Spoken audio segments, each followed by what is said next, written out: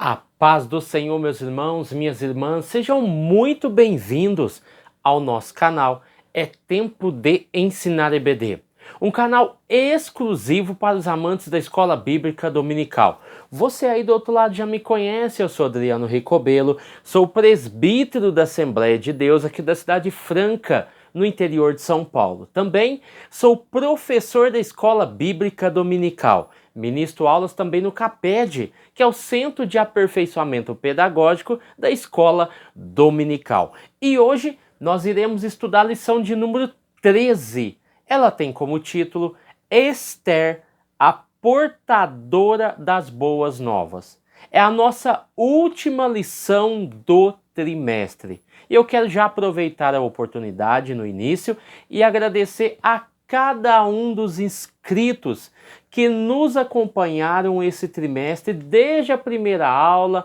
até essa última aula. Aqueles que chegaram também agora por último, que estão conhecendo o nosso canal. Que Deus abençoe a cada um de vocês, tá bom? E desde já quero pedir para vocês que não se esqueçam, deixa aquele like do céu, aquele like abençoado que dá vigor ao nosso canal. Também não deixe de comentar, diga aí, deixe escrito aí embaixo o que você achou desse trimestre, qual foi a aula que você mais gostou. Digite aí nos comentários qual é a aula que você mais gostou nesse trimestre. Deixa aí, quer deixar um coração, quer deixar uma mensagem de bênção para a tua vida. E também compartilhe esse vídeo, porque é muito importante para o algoritmo do YouTube entender que esse vídeo é relevante, tá bom? Então vamos aí para a última aula, lição de número 13, já fazendo aquele esqueminha que a gente faz no início, aquela reflexão sobre a leitura bíblica em classe, o textual, a verdade prática, enfim. Vamos lá, vai ser uma bênção, fique até o final, amém, meus irmãos? Então vamos lá. Textuário. E para os judeus, ou seja, esse povo que seria massacrado, esse povo que seria executado, para esse povo que estava em angústia e muita aflição, aconteceu o quê? Houve luz, e não somente luz, acompanhada da luz, alegria, gozo e honra. Esther capítulo 8, versículo de número 16. A verdade prática vai trazer uma afirmação. Qual é essa afirmação? O Senhor é poderoso para transformar, ou seja, somente Ele é capaz de modificar uma situação. Esther era a rainha, mas ela era limitada. Mardoqueu trabalhava para o governo, mas ele era limitado.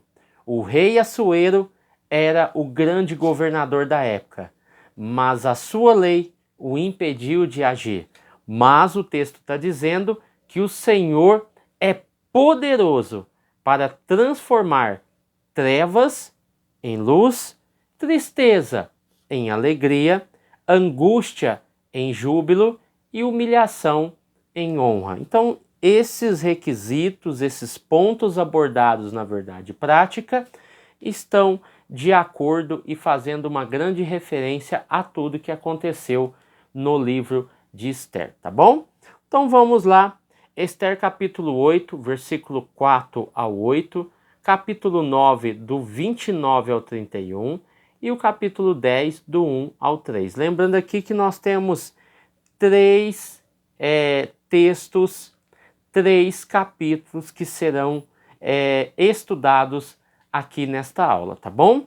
Então, o capítulo 8, capítulo 9 e também o capítulo 10, que é o último capítulo do livro de Esther, tá bom? Então aqui eu quero fazer um resumo, tá bom, desses três capítulos, porque é mais fácil, é mais conveniente, pelo tamanho e pela complexidade dos capítulos, tá bom? Então vamos lá.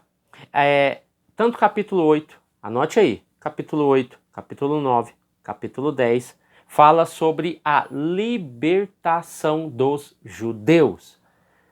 O primeiro ponto é: os judeus têm permissão para se defender. Aonde eu vou encontrar isso?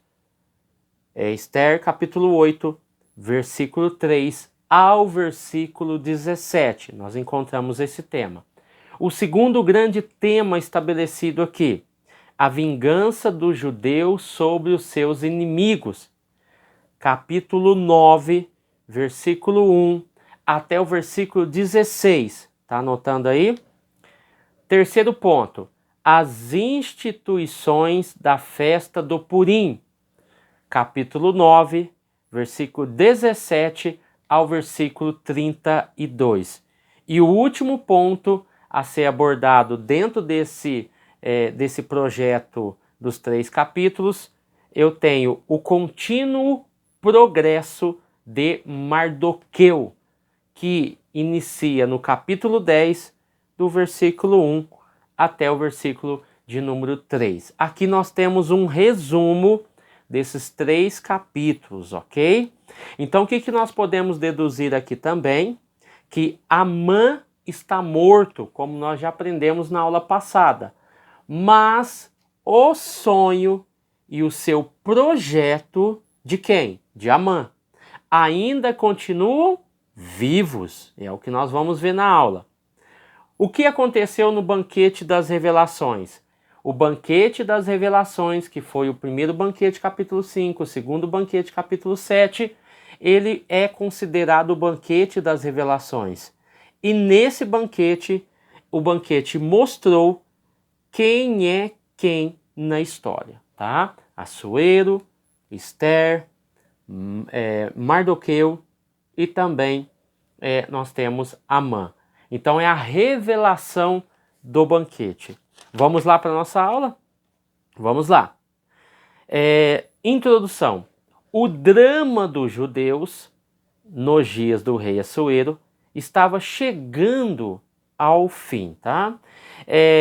O drama, ele estava chegando ao fim, isso nós vamos ver no capítulo 7, versículo 10, por isso que o texto usa, estava chegando, ainda não chegou.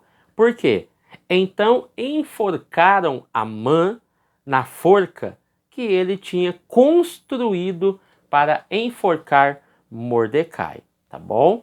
E aqui o rei editou um decreto concedendo o direito de defesa para as comunidades judaicas.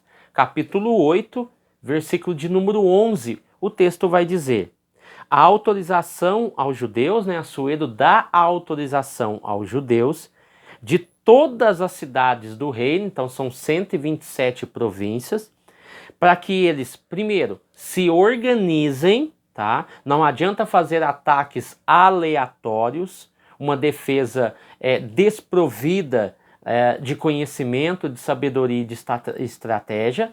Então eu preciso me organizar. Então o texto está dizendo que a autorização para a defesa está enraizado em 2 pontos. Primeiro, para que eles se organizem e depois eles se defendam, tá? Então, como é que era essa defesa? A defesa é só ficar segurando o escudo e aguardar a pancada, aguardar a flechada, a espada? Não. O edito é muito claro: para combatê-los e matá-los, se for possível. Ou seja, você está em um estado de defesa. A partir do momento em que você for atacado, você tem direito à ampla defesa nessa guerra civil, tá bom? Então, esses pontos aqui foram abordados no edito.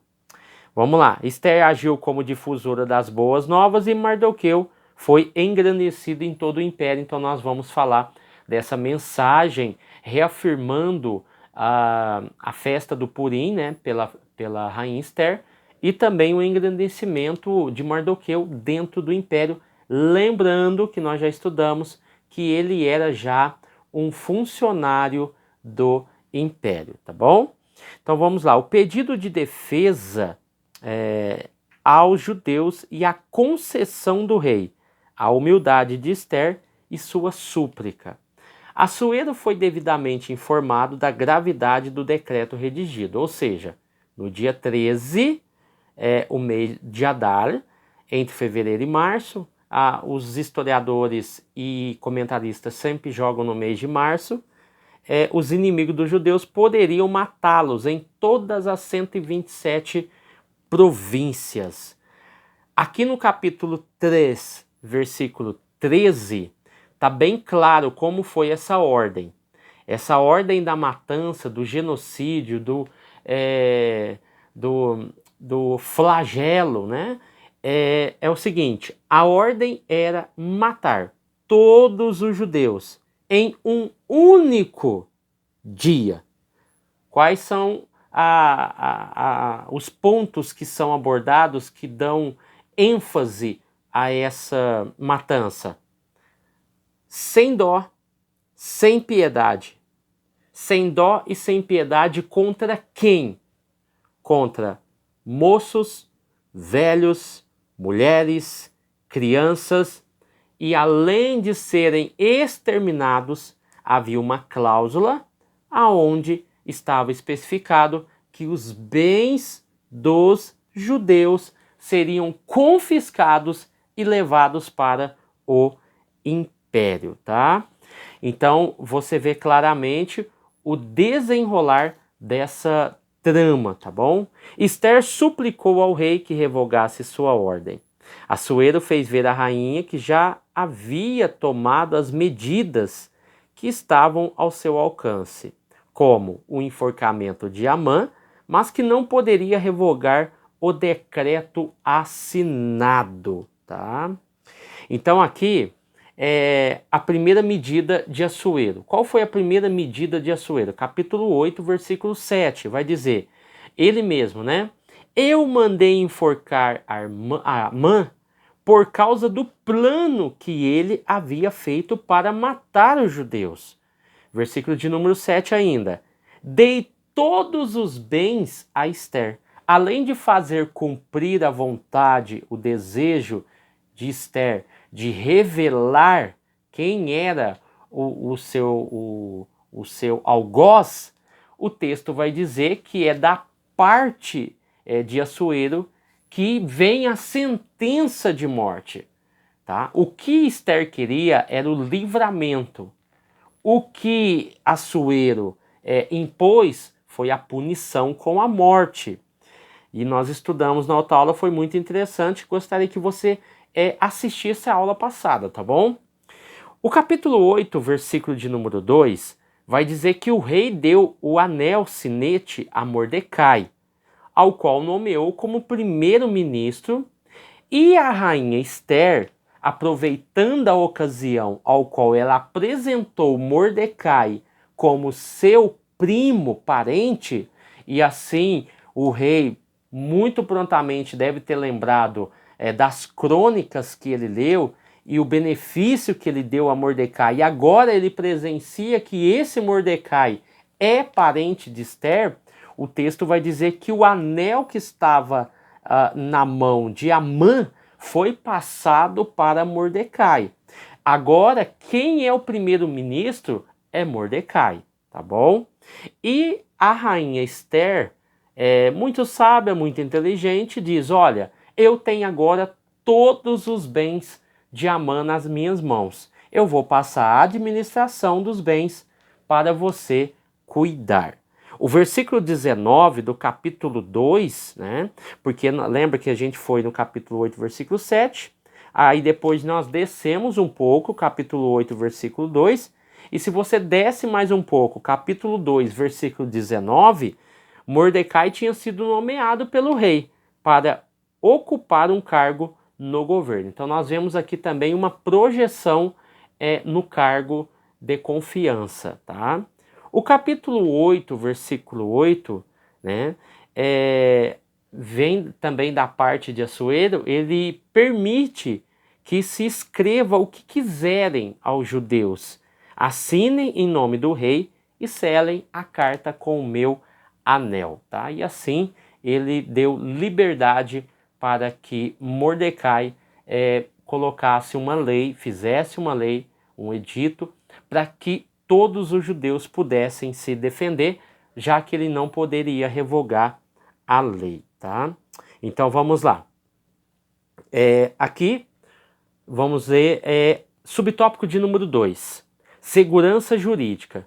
Dario, pai de Assuero, viveu uma experiência parecida e não violou a norma. Mesmo estimado muito a Daniel, não pôde livrá-lo da cova dos leões. Então isso nós falamos um pouco atrás, a história de Daniel, Ananias, Misael e Azarias também sofreram sobre esse jugo, né, um jugo de morte, e superaram graças ao bom Deus que os livrou. Daniel na cova dos leões e Ananias, Misael e Azarias quando jogaram eles numa fornalha ardente em fogo, tá?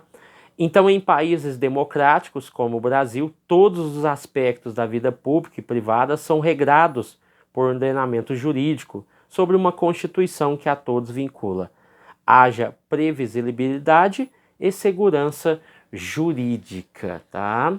Então, o que acontece? A questão da segurança jurídica, levando em consideração o texto bíblico, o que ele deveria fazer? Assegurar o bem-estar e o direito de cada cidadão.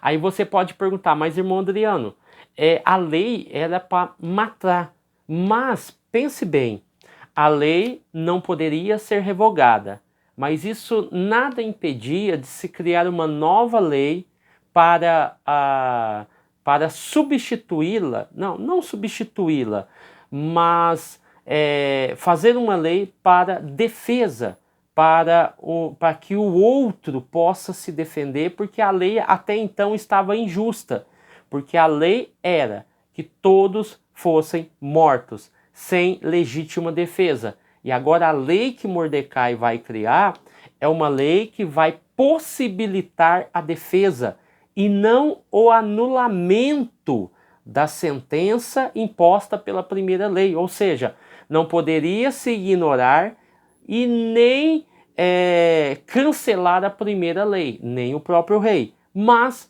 poderia se criar mecanismos de defesa através dessas próprias leis para que os judeus pudessem ser livres, tá? Para se defender. Então você vê que quando não há segurança jurídica, o que aconteceu? Quando não há segurança jurídica, até então a lei era única, todos os judeus devem morrer. Capítulo 3, versículo 15. Houve confusão, e a confusão se espalhava não somente pela cidade de Suzã, mas também por todo o império. Não há segurança jurídica. Então a confusão se espalhou. O capítulo 4, versículo de número 1, vai dizer que por causa dessa insegurança jurídica, Mordecai rasgou as suas roupas, pôs panos grosseiros sobre o seu corpo, pôs cinza sobre a sua cabeça, chorou, gritou, porque por decreto não havia esperança. A única esperança que eles tinham ali era a providência divina, mas a lei até então havia dado brecha para o extermínio.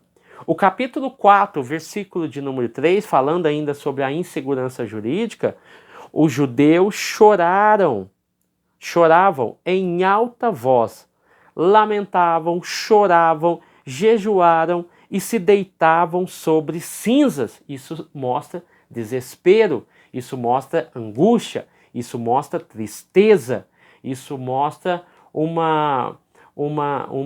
sentimento de dor concernente a tudo que estava acontecendo.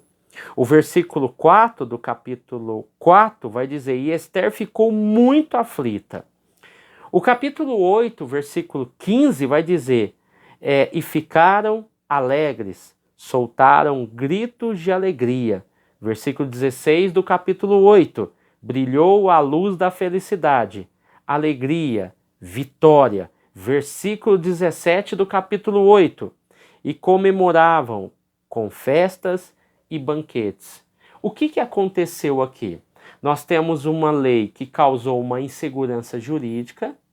Logo após a promulgação da lei por Mordecai, nós vemos um cenário totalmente diferente.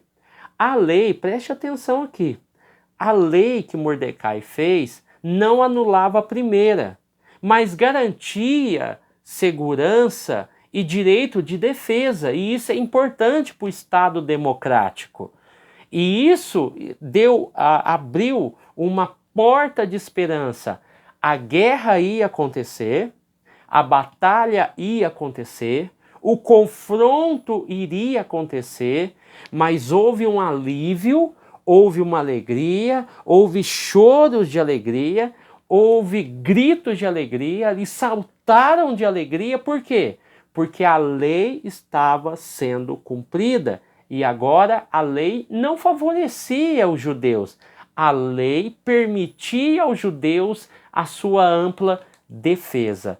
Então, viver em um Estado democrático de direito, ao qual nós vivemos no Brasil, é viver esse sentimento.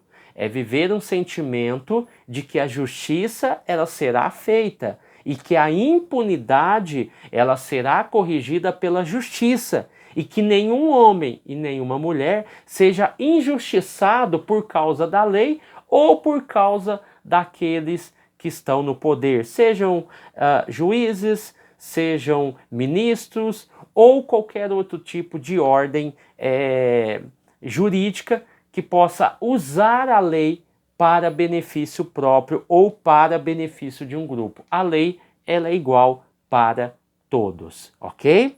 Então vamos lá. Ainda falando aqui sobre essa questão da lei, as constituições e leis nascem ou morrem a partir de momentos que marcam rupturas e necessidades de uma nova ordem política, econômica ou social. Então essas constituições e leis, elas nascem e morrem de acordo com a necessidade. Nasceu uma lei que mandava matar os judeus, mas ao mesmo tempo ela começa a morrer, começa a perder força porque uma outra lei nasce, e essa lei nasce para dar direito aos judeus para se defender. Então nós estamos vivendo aí um cenário político nesse momento, ao qual prefeitos e vereadores estão, e serão na verdade, já está em momento de campanha, né? Estão aí pleiteando um cargo na Câmara e na Prefeitura. Então cabe a nós como cidadãos do céu, né, pessoas que têm a mente de Cristo, fazerem as boas escolhas para que essas pessoas possam representar, seja na Prefeitura ou seja na Câmara Municipal. Então faça o seu voto com consciência, com responsabilidade, porque dependendo do seu voto, da sua mal escolha, todos nós pode pagar um preço muito alto, ok? Então vamos lá. Então a lei serve para quê? A lei serve para regular comportamentos, tá, dos cidadãos e instituições, garantir direitos, isso é importante. Ela também resolve conflitos. A lei também ela estabelece limites. A lei ela define o que é e o que não é permitido. E a lei ela torna possível a convivência em sociedade. Então essa é a importância da lei, tá? Então vamos lá. Aqui também, já que o autor citou a questão da Constituição, o nosso Brasil ele já teve 7 constituições federais, né? A primeira em 1824, a segunda em 1891, a terceira em 1934, a quarta em 1937, a quinta 1946, a sexta Constituição 1967 e a última Constituição, que é a vigente, 1988, tá bom? Vamos lá. O direito de defesa. Assuero não podia revogar seu decreto, nós já falamos, mas permitiu que outra lei fosse é aplicada. O texto nos faz entender que havia em todo o reino grupos sistematicamente hostis aos judeus, porque em todo o império, porque a lei ela foi promulgada e foi divulgada nas 127 províncias, tá? Vamos lá, então muitos chegaram a se tornar judeus, nós vamos falar um pouco sobre isso. Quais são os efeitos da justiça? Quando a justiça é aplicada, nós vemos no próprio texto, capítulo 8, versículo 17, que é os efeitos da justiça. Capítulo 8, versículo 17 vai dizer o seguinte: entre vários povos do reino, muitos se tornaram judeus, pois agora estavam com medo deles. Então, essa é o efeito da justiça. A justiça agora colocou limites. Não é só você que pode ferir, o outro lado também pode.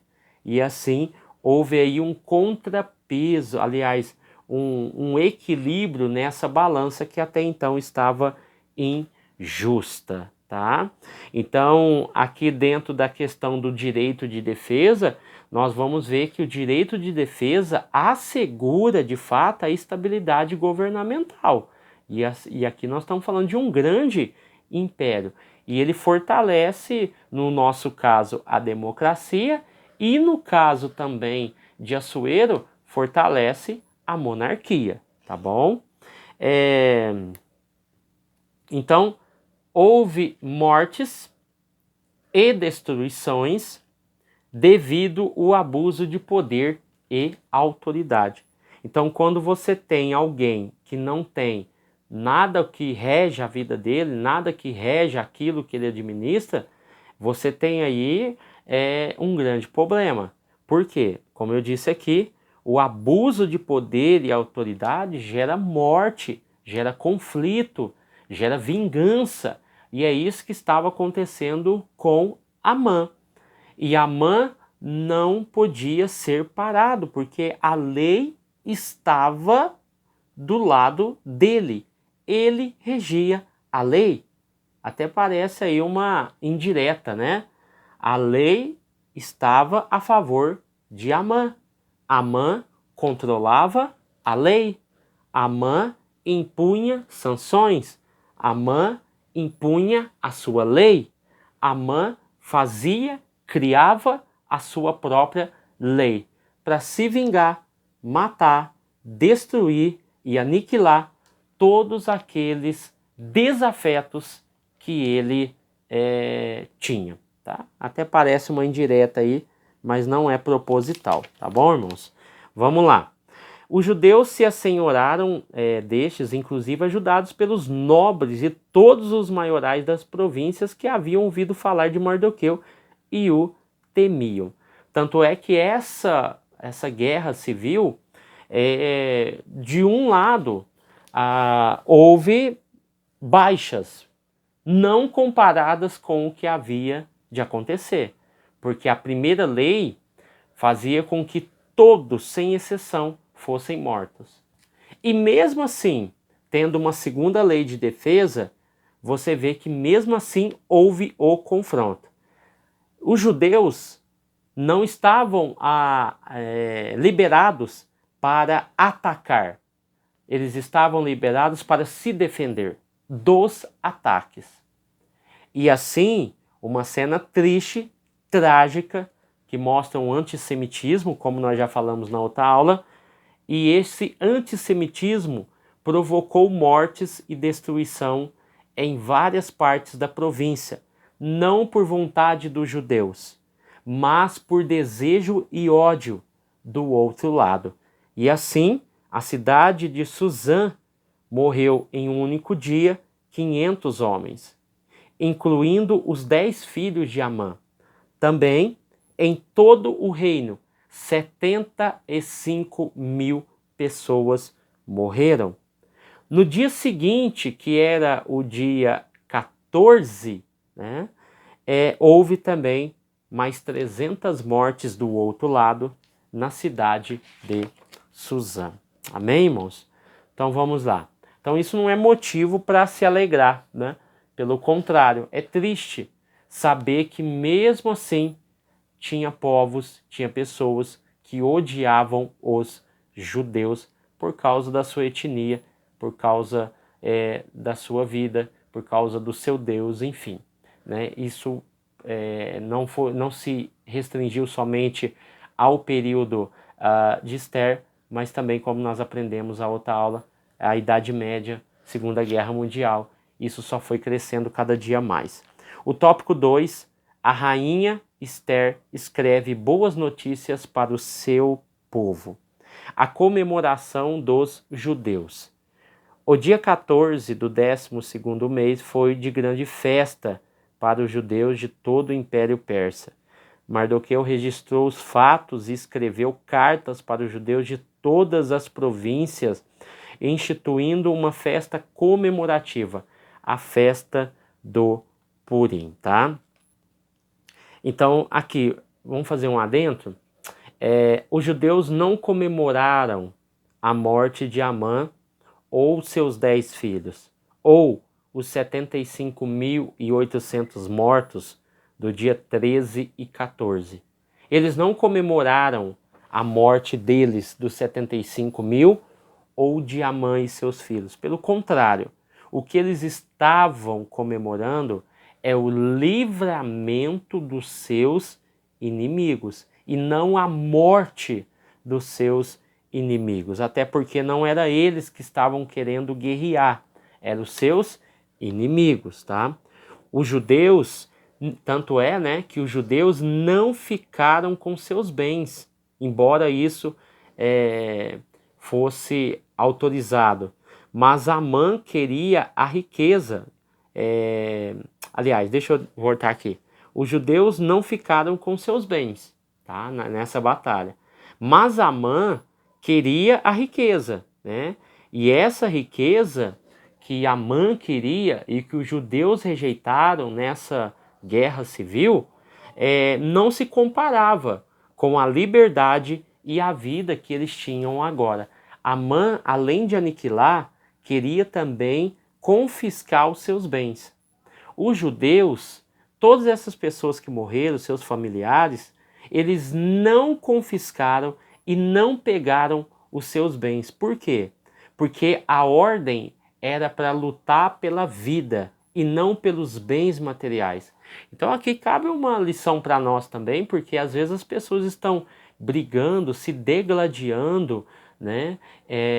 Mentindo e fazendo tanta coisa ruim por causa de bens materiais, brigas, contendas, dissensões, tanta coisa acontece por causa de bens materiais e se esquece do principal, que é a união, que é a paz, é o amor, é a felicidade, ou seja, estão trocando tudo isso por causa de bens. Os hebreus, os judeus, fizeram diferente. Espera aí, nós não vamos lutar para poder aniquilar eles e pegar os bens deles como forma de pagamento pela humilhação que eles fizeram a gente passar. Pelo contrário, eu vou lutar pela minha liberdade, pela minha paz, pela minha felicidade e esses bens, eles não me interessam. Porque o que interessa para mim é que eu estou vivo, a minha família está viva, a minha esposa, os meus filhos. É por isso que eu tenho que lutar. É por amor a eles. Tá? Então vamos lá.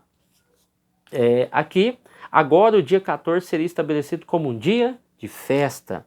Vamos lá, ó. O subtópico 2 que nós estamos abordando aqui, a primeira carta. A primeira carta que foi estabelecida aqui, ela era de tensão, tá? E ao mesmo tempo de esperança, que foi a primeira carta de Mardoqueu, tá? Pois podiam se defender caso fossem atacados, e também poderiam tomar os seus bens, mas não fizeram. Capítulo 8, versículo 8, e o capítulo 8, versículo 11 e 12, você vai ver isso. Eles poderiam tomar os seus bens, mas eles optaram por não pegar. Tá? O capítulo 9, versículo 15, vai deixar bem claro, mas não ficaram com os bens dos mortos. Tá? E a carta e o decreto de Ester, aí a gente já volta aqui para uma reflexão. Depois da primeira carta enviada por Mardoqueu, Ester e o primo escrevem uma segunda carta, confirmando a instituição, ou seja, ela estava reafirmando, dando autonomia e autoridade a Mordecai, para que essa festa também seja incluída no calendário. Era a primeira vez que a rainha Ester se dirigia ao seu povo. Capítulo 9, versículo 20 ao 23, vai falar sobre essa segunda carta que anunciava dois atos importantes. O primeiro seria a instituição da festa do Purim, uma festa sobre o tema libertação ou livramento. O segundo ponto seria a realização dela, pois nessa festa, que seria muito importante para o povo judeu, existia algumas nuances, alguns detalhes que fazia toda a diferença. Não era uma festa de algazarra, uma festa como a festa de Assuero, que foi de 6 meses, ou a segunda festa de Assuero, que foi de uma semana para os moradores de Suzã.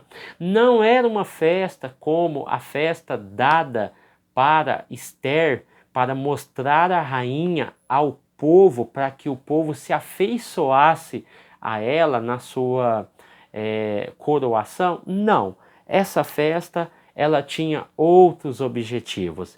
E aqui, além da grande festa, havia também a possibilidade do envio de comida uns aos outros, ou seja, mostra o amor fraternal, a partilha do alimento e a distribuição de presente aos pobres, mostrando a importância, o valor que a outra tem, ou seja, eu tiro daquilo que é meu e dou para aquele que precisa. Então isso é muito, mas muito importante, tá? Então vamos lá. A exaltação de Mardoqueu. Assuero conhecia Mardoqueu, mas não sabia do seu parentesco com a rainha. Ester capítulo 8, versículo de número 1. Aí aqui vamos analisar. Capítulo 8, versículo 1 e versículo 2 vai dizer que o rei passou o anel de Amã para ele. Ester o colocou como administrador dos bens que eram de Amã. Nós já falamos isso após ela ter colocado Mardoqueu à frente do rei. O versículo de número 15 vai dizer que Mordecai saiu do palácio usando uma roupa real azul e branca com uma coroa de ouro na cabeça e uma capa vermelha de linho fino. O irmão sabe que azul e vermelho são cores aí que combinam muito. Imagina a beleza que Mardoqueu saiu, né? Capítulo 9, versículo 3. Todos os oficiais, chefes dos povos, representantes do rei, governadores, fizeram o quê? Foram contra Mardoqueu? Não, ajudaram os judeus, pois tinham medo de Mordecai. O versículo 4 do capítulo 9 vai dizer: a fama se espalhou e a autoridade e poder de Mordecai aumentava cada vez mais. É a exaltação de Mordecai ou Mardoqueu vindo diretamente de Deus através do rei Assuero. Capítulo 10, versículo 3 vai dizer muito sobre a situação de Mordecai também, que vai dizer o seguinte, que ele ocupou a mais alta posição do reino. Era admirado, ou seja, há uma diferenciação entre o cargo de Amã e o cargo de Mordecai, que o cargo é o mesmo, mas as pessoas são diferentes. Então, não julgue a pessoa pelo cargo, julgue a pessoa pelas suas atitudes, pelas suas ações, por aquilo que ela fala, por aquilo que ela faz. Não é o cargo. O cargo não transforma. O cargo, como eu disse em aulas passadas, ele dá autonomia, ele dá poder, mas a pessoa se revela através desse poder. E no caso Amã, se revelou uma pessoa má. Mas esse mesmo cargo agora foi dado para Mordecai. E isso não afetou a sua personalidade e a sua pessoa. Tanto é que o capítulo 10, versículo 3, vai dizer que ele era admirado, estimado por todos os judeus. Ele fez tudo porque ele tinha poder. Ele fez tudo porque ele tinha autonomia. Ele fez tudo porque ele era o segundo do império. Ele fez tudo para quê? Para se vingar? Ah, irmãos, olha para você ver que interessante. Poderia se vingar, não poderia? Dos seus algozes, daqueles que foram contra. Agora eu estou no poder. Agora eu tenho autoridade, agora eu tenho autonomia, agora eu vou me vingar daqueles que pisaram em mim. Não, o texto está dizendo que ele fez de tudo pelo bem-estar do seu povo e pelo progresso da sua raça. Ou seja, ele não deixou de atender os demais, mas ele deu prioridade à sua raça, deu prioridade ao seu povo e fez de tudo para o bem-estar do seu povo. Ele privilegiou, mas para um bem maior. Os outros povos ele também atendeu, mas agora era o momento dos judeus. Ele era judeu e assim ele beneficiou os judeus ao ponto de dar um bem-estar a esse povo no seu governo, tá? Então o cargo ele está ali para equilibrar os poderes. Agora, se eu ponho uma pessoa desequilibrada, eu consigo desestabilizar todo um governo. Então, não é o cargo, é a pessoa. Os dois foram colocados no mesmo cargo. Um queria matar, o outro trouxe vida. Amém? Tópico 3, a mulher é chamada por Deus para ser relevante no mundo. Aqui, não foi preciso disputa ou inversão de papéis de forma alguma, tá? Ela soube ser humilde, prudente, muito equilibrada, isso é fato, o texto mesmo diz isso. A forma como se dirigia e honrava Assuero constratava com a sua atitude, diferente de Vasti, e a firmeza moral de Esther fez dela uma mulher notável. Olha que interessante, irmãos. Para finalizar o nosso trimestre. Capítulo 8, versículo 1 e versículo 2. Preste atenção. Há uma diferença entre o versículo 1 e 2 e o versículo 3. Se você pega a ordem cronológica ali, entre o versículo 1 e 2, aí você pula e vai para o 3, 1 e 2 e o 3. Nesse intervalo, você tem aí um período de 2 meses. Que período que foi esse? Foi o período ao qual Mordecai recebeu autoridade, autonomia, o anel com o sinete do rei e se tornou primeiro-ministro. Passou-se 2 meses, irmãos, 2 meses. E ela já tinha promulgado a lei, tá? Já tinha dado aí um alívio para o povo. E quando passou esses 2 meses, me confundi. Entre o versículo 1 e 2 e 3, nós temos aí a ascensão de Mardoqueu. E aí a rainha Esther espera 2 meses para fazer o quê? Nós temos um intervalo em que Esther implora para a anulação do decreto. Então você vê claramente que é uma mulher sábia. Os irmãos entenderam? Capítulo 8, versículo 1 e 2. Quando você pula para o versículo 3, entre o 1 e 2 e o 3, nesse intervalo do 2 para o 3, eu tenho um período de 2 meses.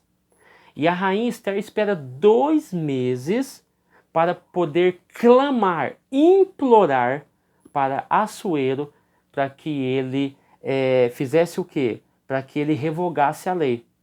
É aonde Assuero diz, olha, eu não posso revogar a lei, eu não posso fazer isso, mas eu posso autorizar que Mardoqueu faça uma lei.